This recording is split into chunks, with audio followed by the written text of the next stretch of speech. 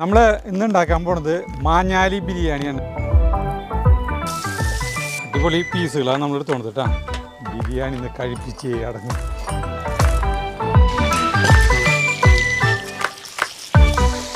തിയേറ്ററിൽ പോയി സിനിമ കാണുക, അതൊക്കെ മനസ്സിൽ സ്നേഹത്തിന്റെ വിത്ത് മുളപ്പിക്കുമെന്ന് എവിടെയോ വായിച്ചിട്ടുണ്ട്. നമ്മുടെ വീട്ടിൽ നിന്ന് ബിഗ് ബോസും കോമഡി ഷോയും സീരിയലും ഒക്കെ ആസ്വദിക്കാൻ പഠിക്കണം. ജസ്റ്റ് ഗ്രേവി പണിയുണ്ട് അല്ലേ? ആഹാ, നല്ല ടേസ്റ്റ് ഉണ്ടോ? പ്രിയപ്പെട്ടവരെ നമസ്കാരം. എൻ്റെ കയ്യിലിരിക്കുന്നത് മാഞ്ഞാലി ബിരിയാണീന്. ഇത് നമ്മൾ അങ്കമാലി പോയിട്ട് വാങ്ങിച്ചിട്ടുള്ളതൊന്നല്ല കേട്ടോ, നമ്മൾ ഇവിടെ ഉണ്ടാക്കിയതാണ്. നമ്മുടെ വീട്ടിലത്തെ കോഴി, പിന്നെ ബസ്മതി അരി നമ്മൾ വാങ്ങിച്ചു കേട്ടോ. ബാക്കിയുള്ള ഒരുവിധ സാധനങ്ങളൊക്കെ നമ്മുടെ വീട്ടിലുണ്ട്. അതുകൊണ്ട് നമ്മൾ മാഞ്ഞാലി ബിരിയാണി ഉണ്ടാക്കാമെന്ന് ചോദിച്ചാൽ അങ്കമാലിയിലത്തെ ഒരു സ്ഥലമാണ് മാഞ്ഞാലി, എറണാകുളം ജില്ലയിലത്തെ. ഭയങ്കര ഫേമസ് ബിരിയാണിയാണെന്ന് പറഞ്ഞിട്ടുണ്ട്. അപ്പോൾ ഈ സാധനം നമുക്ക് എങ്ങനെയാണ് ഉണ്ടാക്കണത് നമുക്ക് കാണാം. അപ്പോൾ ബ്രോയിലർ കോഴികൾ നമ്മുടെ കോഴിക്കൂട്ടിലുണ്ട്. അപ്പോൾ അവറ്റുള്ള കൊല്ലണതും കഷ്ണാക്കണതും ഞാൻ കാണിക്കുന്നില്ല കേട്ടോ. അപ്പോൾ ഈ മാഞ്ഞാലി ബിരിയാണി ഉണ്ടാക്കാനായിട്ട് നിങ്ങൾ ബസ്മതി അരിയാണ് എടുക്കുന്നത് കേട്ടോ. ഇത് നല്ല വിലകളാണ്. ഇത് ഒരു കിലോന് 210 രൂപയുണ്ട്. ഇത്രയും വിലയുള്ള സാധനമൊന്നും ഉപയോഗിച്ചിട്ടായിരിക്കില്ല ഹോട്ടലുകാർ മാഞ്ഞാലി ബിരിയാണി ഉണ്ടാക്കാട്ടോ. നമ്മൾ ഇതുകൊണ്ടാണ് ഉണ്ടാക്കണത്. അപ്പോൾ ഇത് 3 കപ്പ് അരി എടുക്കുന്നുണ്ട് കേട്ടോ. 3 കപ്പ് അരി എടുത്തിട്ടാണ് നമ്മൾ ഉണ്ടാക്കാൻ പോകുന്നത്. നമ്മൾ 1 കിലോ കോഴി കഷ്ണങ്ങൾ എടുത്തിട്ട്, അതായത് വലിയ പീസുകളാണ് ബിരിയാണി കഷ്ണങ്ങൾ. അതിലേക്ക് നമ്മൾ 2 ടീസ്പൂൺ നിറച്ച് മുളക് പൊടി, പിന്നെ 1/2 ടീസ്പൂൺ മഞ്ഞൾപ്പൊടി, ഇതിലേക്ക് ആവശ്യത്തിനുള്ള ഉപ്പ്, പിന്നെ ഒരു ചെറുനാരങ്ങയുടെ നീര് നമ്മൾ ഒഴിക്കുന്നു കേട്ടോ.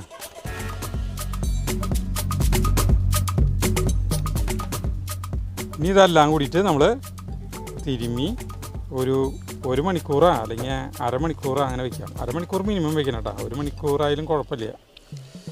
എന്നിട്ടാണ് ഇതിൻ്റെ ബാക്കിയുള്ള പരിപാടിയിലേക്ക് പോവുക. നല്ല കളറാ കണ്ട, പീസിലാണ്ട. നമ്മുടെ കോഴി 3 കിലോന് മീത് നോക്കുന്നുണ്ട്. തിരുമ്മി വെച്ചു കേട്ടോ. ഇനി 1 മണിക്കൂർ കഴിഞ്ഞിട്ട് നമുക്ക് എടുക്കാം. നമ്മളത് അരമണിക്കൂറിലധികം ഇങ്ങനെ ഈ മസാലയൊക്കെ പറ്റി വെച്ചിട്ടാണ്. ഇനിയിപ്പോൾ ഇത് നമുക്ക് വേവിച്ചെടുക്കാനായിട്ട് നമ്മൾ ഒരു പാത്രം അടുപ്പത്ത് വയ്ക്കാൻ പോകണം. തീ കത്തിച്ച് അടുപ്പത്ത് വയ്ക്കാൻ പോകണം കേട്ടോ. അപ്പോൾ നമ്മൾ ഈ സൺഫ്ലവർ ഓയിലാണ് ഉണ്ടാക്കുന്നത് കേട്ടോ. അപ്പോൾ പാത്രം ചൂടായി. അപ്പോൾ 2-3 ടീസ്പൂൺ ഓയിൽ ഇതിലേക്ക് ഒഴിക്കണം കേട്ടോ. അപ്പോൾ ഈ എണ്ണ ചൂടാകുമ്പോൾ നമുക്ക് ഇതിലേക്ക് നമ്മുടെ ഈ ഇറച്ചി കഷ്ണങ്ങളില്ലേ അത് ഇതിലേക്ക് ഇടണം കേട്ടോ.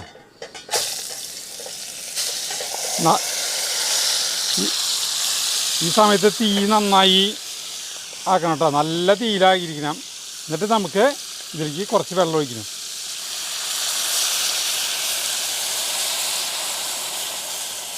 ഒരു 2 ഗ്ലാസ് വെള്ളം ഒഴിച്ചിട്ടുണ്ട് കേട്ടോ. എന്നിട്ട് മൂടി വയ്ക്കുക. ഒരു 5-8 മിനിറ്റ് നേരം വേവിക്കണം. വെന്തുടഞ്ഞ് പോകാൻ പാടില്ല. ഒരു 5-8 മിനിറ്റ് നേരം. അപ്പോൾ ആ ഒരു പകുതിയേക്കാളും കൂടുതൽ വേവാവുള്ളൂ ശരിക്കും. ഇടയ്ക്കും തുറന്നിട്ട് നമുക്കിന്ന് ഇളക്കാം. അത് വേവട്ടെ. ഒരു 2 മിനിറ്റ് ആയിട്ട്. അപ്പോൾ നമുക്ക് ഇതൊന്ന് വെറുതെ മറിച്ചിടാം. അല്ലെങ്കിൽ അടിവശം മാത്രം ഒരു ഇതാവില്ലേ. അടിപൊളി പീസുകളാണ് നമ്മൾ എടുത്തോണത് കേട്ടോ. വീണ്ടും മൂടിടാം. ഇനി തീ സാധാരണ ലെവലിൽ എത്തിച്ചാൽ മതി. ഭയങ്കര തീര വേണ്ട. ഒരു മീഡിയം തീര്. നമ്മളാണ് സമയം നോക്കിയിട്ടാണ് നമുക്ക് നിൽക്കുന്നത് കേട്ടോ. ഇനി ഒരു 6 മിനിറ്റ് നേരം കൂടി നമ്മളത് വേവിക്കും. ജഗുവിൻ്റെ പനിയൊക്കെ കുറഞ്ഞു കേട്ടോ. അതേ കളിക്കാൻ പോയി കടക്കി സരിതി ഇതിലേക്ക് കുറേ സാധനങ്ങൾ ആക്കാണ്ട്. അപ്പോൾ അതൊക്കെ അരിഞ്ഞ് സെറ്റാക്കി വെക്കാം. ഇപ്പോൾ വരും. ബിരിയാണി ഇന്ന് കഴിപ്പിച്ച് അടങ്ങും. ഒരു 8 മിനിറ്റ് ആയിട്ടാ. 8 മിനിറ്റ് ആയി കഴിഞ്ഞപ്പോൾ നമ്മൾ ഇതേ തുറക്കണു.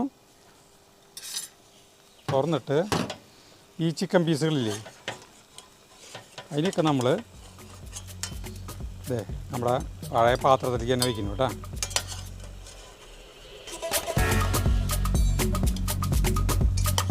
പകുതിയേക്കാളും കൂടുതൽ വേവായിട്ടുണ്ട്. ബ്രോയിലർ പിന്നെ വേവാനായിട്ട് അധികം സമയമൊന്നും വേണ്ടല്ലോ.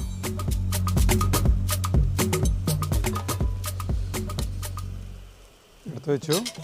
പിന്നെ അതെ ഇതിൽ തിളയ്ക്കുന്ന ചാറുണ്ടല്ലോ നോക്കിയേ, ഈ ചാറിനെ നമ്മൾ ഒരു പാത്രത്തിലേക്ക് മാറ്റി വയ്ക്കുന്നു കേട്ടോ. ഒരു മിളക് വെള്ളം വീണ്ടും നമ്മൾ ഇത് മുകളിൽ വയ്ക്കുന്നു. നമ്മൾ വീണ്ടും ഈ പാത്രം ചൂടാകുമ്പോൾ ഒരു 3-4 ടീസ്പൂണിലേക്കാളധികം കുറച്ച് ഓയിൽ ഒഴിക്കുന്നു. നമ്മുടെ ഈ ഓയിൽ ചൂടായി കഴിഞ്ഞിട്ടുണ്ടെങ്കിൽ ഈ ചിക്കൻ്റെ പീസുകൾ ഇതിലിട്ട് വറുത്ത് കോരാ.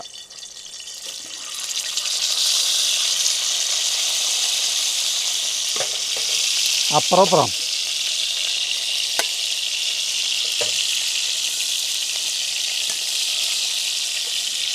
കൊള്ളണമല്ലോ, കൊള്ളിക്കണമല്ലോ.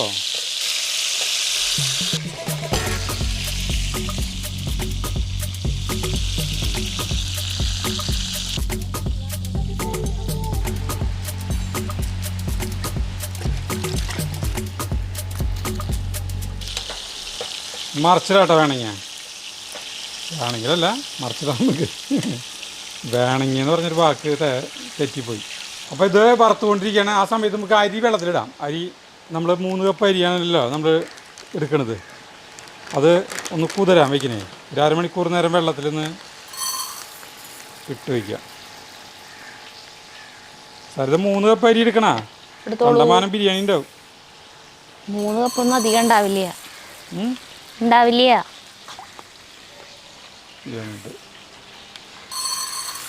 കറക്റ്റ് നിരപ്പിനെടുത്തോളോട്ടെ. വെള്ളം അതുപോലെ അളന്നെടുക്കേണ്ടതല്ലേ.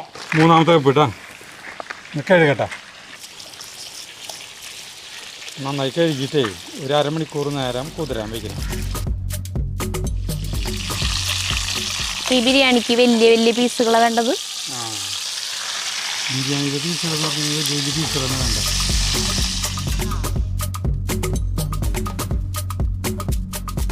നമ്മുടെ ചിക്കൻ ആയിട്ട് അപ്പോൾ നമുക്കിത് ഇങ്ങോട്ട് എടുക്കാം.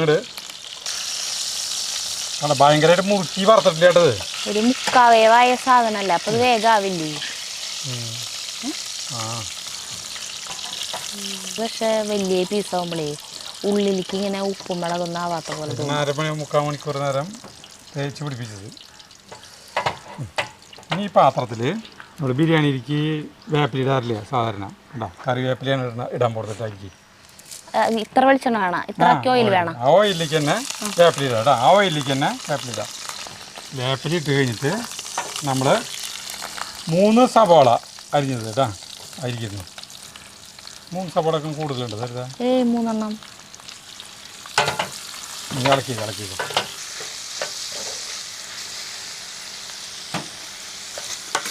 ഈ സവാളയ്ക്ക് തന്നെ ചെറിയ ഉള്ളിയില്ലേ, കുഞ്ഞുള്ളി, അതൊരു 5-10 എടുത്തിട്ടുണ്ടല്ലേ. അത് അരിഞ്ഞത് കേട്ടോ. അത് സാധാരണ ഇങ്ങനെ അരിഞ്ഞത് കേട്ടോ. ഇത് അതിൻ്റെ ഒരു ഈ ടേസ്റ്റിൻ്റെ സീക്രട്ടായിരിക്കും ഈ ചെറിയ ഉള്ളിയിട്ട് തരുക.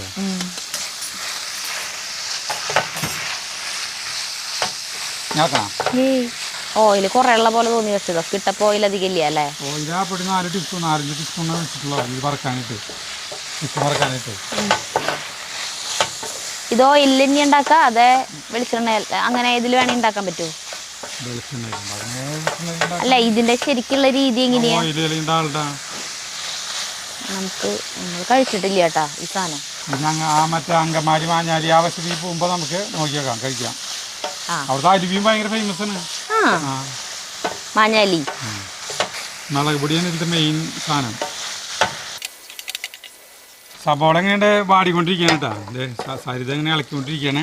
അപ്പോൾ നമുക്ക് ഒരു കമൻറ്റ് വന്നിട്ടുള്ളതാണ് കേട്ടോ. കമൻറ്റ് എന്ന് പറഞ്ഞിട്ടുണ്ടെങ്കിൽ അയച്ചിട്ടുള്ളതാണ്. ഏതിട്ടെന്നറിയോ? ഫേസ്ബുക്കിൽ വന്നിട്ടുള്ള മെസ്സേജാ അല്ലേ? ഒരു മെസ്സേജാണ്. അതായത് നമ്മുടെ ഞാനതിൽ ഖേദിക്കുന്നു എന്ന് പറഞ്ഞിട്ടില്ലേ, ആ ഷോർട്സിനെ പറ്റിയിട്ട് ഒരു കോഴിക്കോടുള്ള ഡോക്ടർ അബ്ദുൾ സാദിഖ് എന്ന് പറഞ്ഞിട്ടുള്ള ആൾ എനിക്ക് എഴുതിയിട്ടുള്ളതാണ് കേട്ടോ. അതായത് ഒരു രോമാഞ്ചം OTT റിലീസിന് മുമ്പ് ഉള്ള കാര്യം. അപ്പോൾ സരിത വന്നിട്ട് പറഞ്ഞു എന്നോട്, അതേ എനിക്ക് പേഴ്സണലായിട്ടൊരു കാര്യം പറയാനുണ്ട്. അപ്പോൾ നിക്കാഹ് കഴിഞ്ഞിട്ട് ഇത്രയും കാലമായില്ലേ, ഇത്രയും ഔപചാരികതയുടെ ആവശ്യമില്ല, പറഞ്ഞോളൂ. ഇന്ന് ഹോളിഡേ അല്ലേ, നമുക്ക് മക്കളെയും കൂട്ടി തിയേറ്ററിൽ പോയി രോമാഞ്ചം കണ്ടാലോ. ആളുടെ വീട്ടിലത്തെ കാര്യവും ഉദ്ദേശിക്കുന്നത്. അല്ല അതാണ് ഈ നിക്കാഹ് എന്നൊക്കെ പറഞ്ഞത്. ഛേ, തിയേറ്ററിൽ പോയി സിനിമ കാണിക്കൂ? നമ്മുടെ കീശയിൽ കിടക്കുന്ന കാശ് വെറുതെ സിനിമ തിയേറ്ററിൽ കൊണ്ടുപോയി കൊടുക്കണോ? അപ്പോൾ ഭാര്യ പറഞ്ഞു, മനസ്സിലെ ആഗ്രഹങ്ങൾക്ക് നമ്മൾ അല്പമെങ്കിലും വഴങ്ങേണ്ടതല്ലേ? വഴങ്ങരുത്. ലൗകികമായി അത്തരം തീഷ്ണകളെ നമ്മൾ തൃഷ്ണകളെ തൃഷ്ണയാണ് ഉദ്ദേശിച്ചത്. ലൗകികമായി അത്തരം തൃഷ്ണകളെ നമ്മൾ അതിജീവിക്കണം. വല്ലപ്പോഴും ഒക്കെ പുറത്തു പോവുക, തിയേറ്ററിൽ പോയി സിനിമ കാണുക, അതൊക്കെ മനസ്സിൽ സ്നേഹത്തിന്റെ വിത്ത് മുളപ്പിക്കുമെന്ന് എവിടെയോ വായിച്ചിട്ടുണ്ട്. അത് വരട്ട് തത്വവാദമാണ്. നമ്മുടെ വീട്ടിൽ നിന്ന് ബിഗ് ബോസും കോമഡി ഷോയും സീരിയലും ഒക്കെ ആസ്വദിക്കാൻ പഠിക്കണം. തുറന്നു പറയട്ടെ, അടിസ്ഥാനപരമായി തിയേറ്ററിൽ പോയി സിനിമ കാണുന്നതിനോട് ഞാൻ എതിരാണ്. അപ്പൊ ചേട്ടൻ ഒറ്റയ്ക്ക് പോയിട്ട് രോമാഞ്ചം കണ്ടതോ തിയേറ്ററിൽ പോയിട്ട്? അതിൽ ഞാനിപ്പോ ഖേദിക്കുന്നു. എങ്ങനെയൊക്കെ വേണമെങ്കിലൊക്കെ മാറ്റി മറിക്കാം. എത്ര തരത്തില് ഇപ്പൊ ഈ സിനിമ മാത്രല്ല, നമുക്ക് ഇങ്ങനെ വെറുതെ വർത്താനം പറയുമ്പോൾ അല്ലെങ്കിൽ ഒരു വേറെ എന്തിനെ വേണമെങ്കിലും ഇതിലേക്ക് ആക്കാൻ പറ്റും. അങ്ങനെ ഒരു നല്ല ഇതായിട്ട് നമ്മളത് ഫേസ്ബുക്കിലും 20 ലക്ഷം കടന്നു, എല്ലാത്തിലും ഭയങ്കര ഹിറ്റായിട്ടുണ്ട് ആ വീഡിയോ. അപ്പോൾ നമ്മുടെ ഇത് പാടിക്കൊണ്ടിരിക്കുന്നു. അത് ഇൻസ്റ്റാഗ്രാമിലും 1 മില്യണൊക്കെ പറയുന്നുണ്ട് അല്ലേ? അപ്പോൾ നമ്മളിതിലേക്ക് വാടിക്കൊണ്ടിരിക്കുമ്പോൾ ഇതിലേക്ക് ഇത്തിരി കുറച്ചുട്ടാ, അതിങ്ങനെ കണ്ടാ ഇവിടെ കരിയണു. വെളുത്തുള്ളി ഇഞ്ചി പേസ്റ്റ് ഇടുന്നു കേട്ടോ. ഒരു വലിയ വെളുത്തുള്ളി, ഒരു കുടം വെളുത്തുള്ളിയും ഇത് കുറച്ചിട്ടിട്ട് മിക്സിയിൽ അരച്ച കാരണ്ടേ ചെറിയ ചില കഷ്ണങ്ങളൊക്കെ ഇഞ്ചിയുടെ ചിലപ്പോൾ അരയാണ്ട് എടുക്കണ്ടാവും, ഫുള്ളായിട്ട് പേസ്റ്റ് ആവാണ്ട്. ഇത് എന്നിട്ടാ പ്രശ്നം ചെയ്യുന്നത് അടിയെ പിടിയും. തീ കുറച്ചാൽ മതി.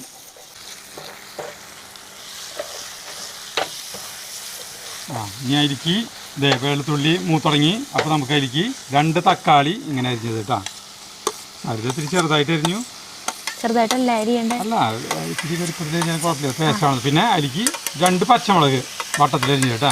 പച്ചമുളക് അങ്ങനെ അധികം ഇടുന്നില്ല, ഒരു ചെറിയ 2 പച്ചമുളക് കളിക്കോ. ഉപ്പെപ്പോഴാ ഇനി ഉപ്പിടാൻ പോണു. ഇനി നമ്മൾ ഈ കൂട്ടിലേക്ക് ആവശ്യമായിട്ട് ഉപ്പിടുന്നു. ചിക്കനിൽ നമ്മൾ ഉപ്പിട്ടുണ്ടായിരുന്നു കേട്ടോ. ഉപ്പ് പോരാൻ തോന്നുന്നു. ഇട്ടിട്ടുണ്ട്. അപ്പോൾ ഇത് മൂത്തുകൊണ്ടിരിക്കുമ്പോൾ നമ്മൾ ഇതിലേക്ക് ഒരു വലിയ ടീസ്പൂൺ മുളക് പൊടി ഇടുന്നു കേട്ടോ. വലിയ ടീസ്പൂണൊന്നല്ല, അത് കുഞ്ഞു ടീസ്പൂണാണ്. മുളക് പൊടി ഇടുന്നു. പിന്നെ ഒരു 1/2 ടീസ്പൂൺ മഞ്ഞൾപ്പൊടി ഇടുന്നു. പിന്നെ 2 ടീസ്പൂൺ നിറച്ച് മല്ലിപ്പൊടി ഇടുന്നു കേട്ടോ. പിന്നെ 1 ടീസ്പൂൺ ഗരം മസാല പൊടി ഇടുന്നു. ഇത് ഇളക്കിക്കൊണ്ടിരിക്കുന്നു കേട്ടോ. അത് മൂത്തുകൊണ്ടിരിക്കുന്നത്, മുളക് പൊടി ഇതൊക്കെ മൂത്ത് വരുന്നു. നമ്മളിതിലേക്ക് മുളക് പൊടി, മല്ലിപ്പൊടി, മസാലപ്പൊടി, മഞ്ഞൾപ്പൊടി ഇട്ട് കഴിഞ്ഞിട്ട് ചെറുനാരങ്ങയില്ലേ, അത് ഒരെണ്ണം കൂടി പിഴിയുന്നു കേട്ടോ. ഇതിലേക്ക് ചെറുനാരങ്ങ നീര് ഇളക്കിക്കോ. ഇപ്പോൾ അടിപൊളി മസാലയായിട്ടാണ്. ഇനി ഇതിലേക്ക് എന്താ വെച്ചിട്ടുണ്ടെങ്കിൽ നമ്മുടെ ഈ മാറ്റി വെച്ചിട്ടുള്ള ചിക്കൻ്റെ വെള്ളമല്ലേ, ചിക്കൻ വേവിച്ച വെള്ളം, അതിലേക്ക് കൊണ്ട് ഒഴിക്കുക.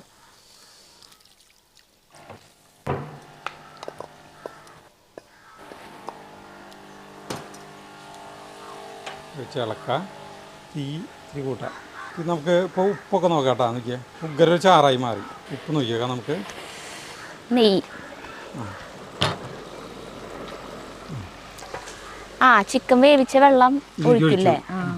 ഇനിയിപ്പോൾ തിളച്ചുടങ്ങി കഴിഞ്ഞിട്ടുണ്ടെങ്കിൽ ഈ ചിക്കൻ്റെ പീസുകളില്ലേ, അത് ഇതിലേക്ക് തട്ടണം.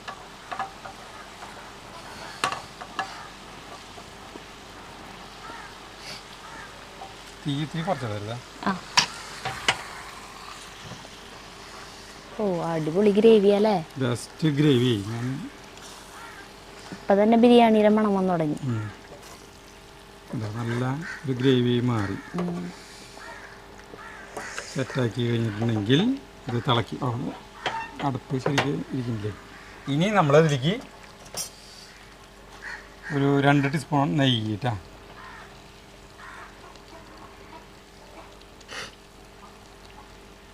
എന്തായാലും നല്ല വ്യത്യസ്തതയുള്ള സാധനം തന്നെയല്ലേ അത്.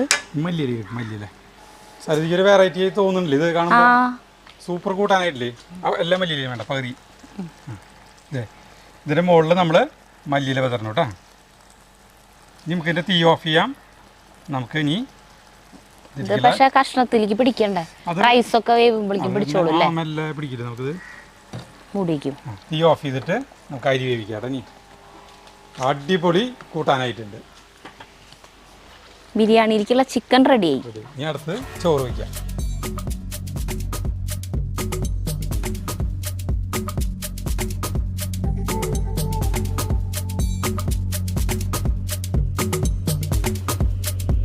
നമ്മൾ അരി അരമണിക്കൂർ നേരം കുതിരാനിട്ടു. അപ്പോൾ അതിലത്തെ വെള്ളം കളഞ്ഞിട്ട് നമുക്കൊന്ന് ഊറ്റി വയ്ക്കാം കേട്ടോ. എന്നിട്ട് നമുക്ക് തീ എത്തിക്കട്ടെ. തീ എത്തിച്ചോ. ബിരിയാണി പാത്രം അടപ്പത്ത് വെച്ചോട്ടെ സരിത. ഇതിലേക്കുള്ളതില്ല അല്ലേ? ശരിക്കും ഇതിനേക്കാൾ ചെറുതോരണം വേണമല്ലോ നമുക്ക് കുറച്ചുണ്ടാക്കുമ്പോൾ. പക്ഷെ ഇത്രയ്ക്കുമ്പോൾ തന്നെ കിട്ടാന്നുണ്ട് ബിരിയാണി പൂട്ട് എന്ന് പറയുന്നത്. അടിപൊളി പാത്രം അല്ലേ? ഭയങ്കര കാറ്റായിട്ടപ്പോൾ. നമ്മുടെ ഈ അടുപ്പിന് കാറ്റ് പ്രശ്നമല്ല. നമ്മുടെ ഈ ചിക്കൻ കൊതിപ്പിയാണ്, കൊതിപ്പിയാണ് കേട്ടോ. മാഞ്ഞാലിക്കാരുടെ ഇത് കൊതിപ്പിയാണ്. ഇത്രയും ഗംഭീര സാധനം ഉണ്ടല്ലേ കാണുമ്പോൾ. ടേസ്റ്റ് തൊട്ട് നോക്കിയിട്ടില്ല ഞാൻ. ഉപ്പ് നോക്കിയില്ലേ? അപ്പോൾ കഷ്ണം അധികം ഇല്ലല്ലോ, അത് കാരണം സാധാരണഗതിയിൽ ഇതിന് സംഭവിക്കുന്ന അറിയോ, അണ്ടിപ്പരിപ്പ് ഉണക്കുമ്പോഴേക്കും ഇതിനില്ല എന്നുള്ളതാണ്. അതുണ്ടെങ്കിൽ ഇപ്പൊ നമ്മള് ഒരുവിധം ഇതേ ചൂടായി പാത്രം ചൂടായി കഴിഞ്ഞിട്ടുണ്ടെങ്കിൽ ഒരു 2-3 ടീസ്പൂൺ നെയ്യിട്ടാ. ഒരു കപ്പിലേക്ക് 1 ടീസ്പൂൺ വെച്ച് ഒഴിച്ചാൽ മതി. ഇത് ചെറിയ ടീസ്പൂണാണ്. അത്രയ്ക്ക് തന്നെ നമ്മൾ ഓയിലും ഒഴിക്കണം കേട്ടോ. അത്രയ്ക്ക് തന്നെ ഓയിൽ, നെയ്യിൻ്റെ അത്രയ്ക്ക് തന്നെ പപ്പാതി. എന്നിട്ട് ഇതിലേക്ക് ഒരു സബോള വളരെ കനം കുറച്ചരിഞ്ഞത്. ഒരു 1.5 ഒരു വലിയൊരു സബോള ഇന്ന് എടുത്തോണ്ട് കേട്ടോ. അല്ല ചേട്ടാ, ഇടത്തരല്ലേ, തീരെ ചെറുതല്ല, ഇടത്തര സബോളകൾ 2. ഇത് വറുത്തെടുക്കണം നമുക്ക്. ഇപ്പോൾ അങ്കമാലിയിൽ പോയിട്ട് അവിടെ പോയിട്ട് മാഞ്ഞാലിയിൽ പോയിട്ട് ബിരിയാണി കഴിച്ചു എന്ന് പറയേണ്ട ആവശ്യമില്ല. ഇവിടെ തന്നെ നമുക്ക് സെറ്റ് പണിയുണ്ട്. ഇതിലേക്കുള്ള സാധനങ്ങളൊക്കെ ശരിയാക്കല് അല്ലേ? പണിയുണ്ട്. എല്ലാ സാധനങ്ങളും ശരിയാക്കി കഴിഞ്ഞാൽ പിന്നെ വേഗം കഴിയും.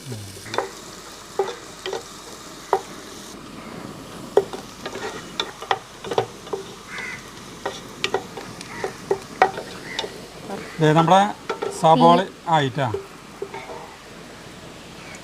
സബോള ഇതിലേക്ക് കോരി എടുക്കണം. ഇത് പരത്തിടാ. ഇനി സബോള വറുത്ത് കോരി കഴിഞ്ഞിട്ടുണ്ടെങ്കിൽ തക്കോലം, കറുവപ്പട്ട, നാരഞ്ച് ഏലക്കായ, കരയാമ്പൂ ഇടണം കേട്ടോ.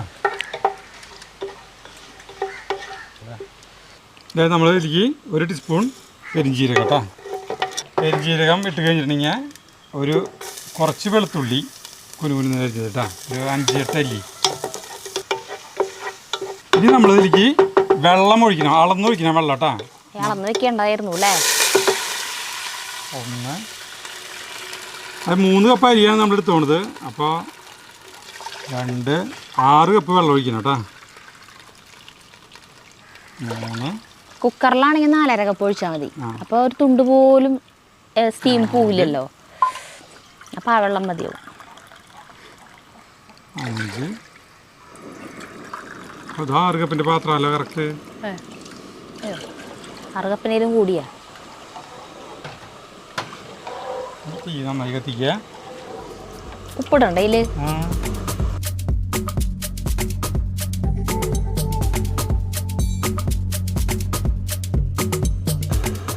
വെള്ളം തിളയിലേക്ക് കടന്നു തുടങ്ങിയപ്പോൾ നമ്മൾ എനിക്ക് ആവശ്യമുള്ള ഉപ്പിടണം. അരിയിലേക്കുള്ള ഉപ്പാണ് ഇടുന്നത് കേട്ടോ. അപ്പോൾ ഒരു സ്വല്പം മുന്നേക്ക് ഉപ്പ് നിൽക്കണം.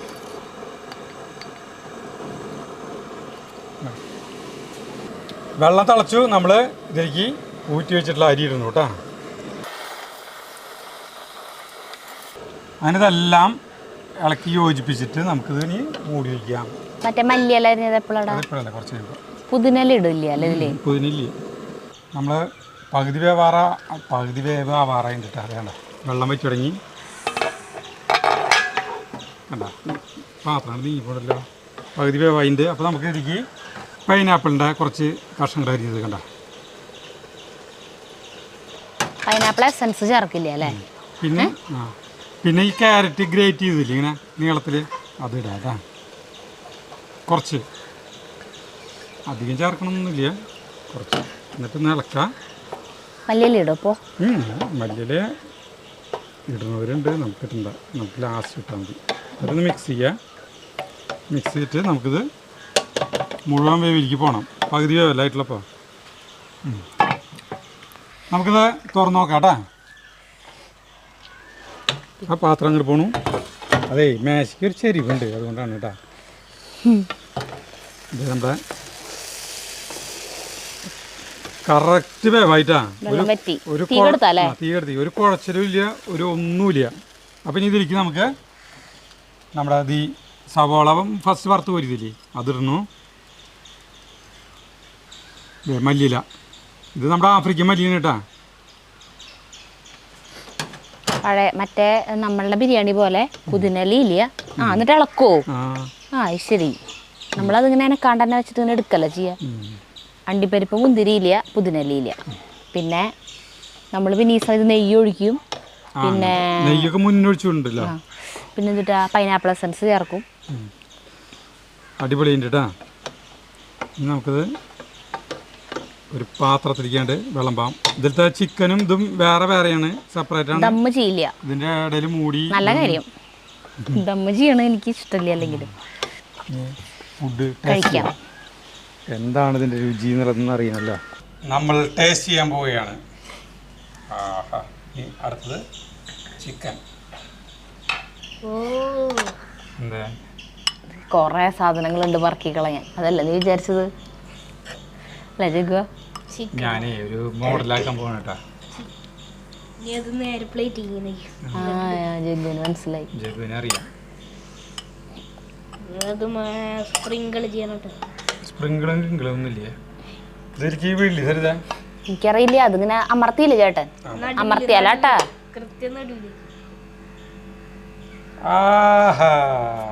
അടിപൊളി. ചിക്കൻ എടുക്കണോട്ടാ. ചിക്കൻ, ഇതിന്റെ ഗ്രേവി.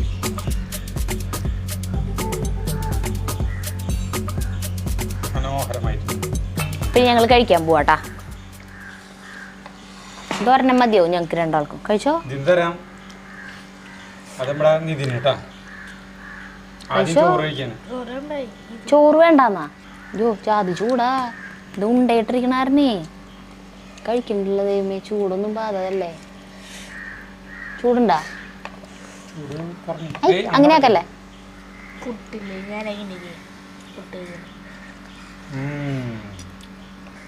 നല്ല ടേസ്റ്റ് കേട്ടോ.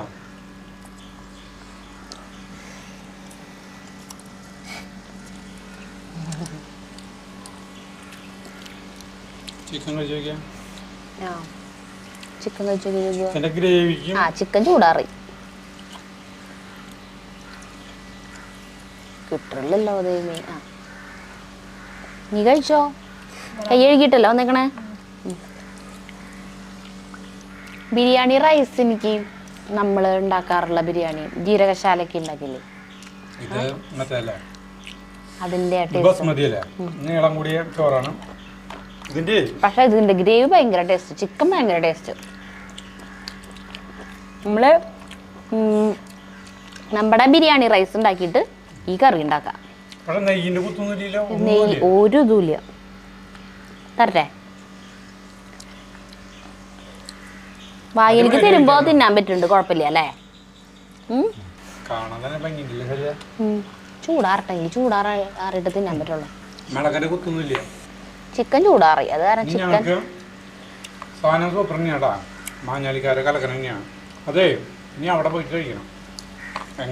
നമ്മളുണ്ടാക്കിയ പോലെ തന്നെയാണോ ഒന്ന് ടേസ്റ്റ് അറിയാൻ അല്ലേ?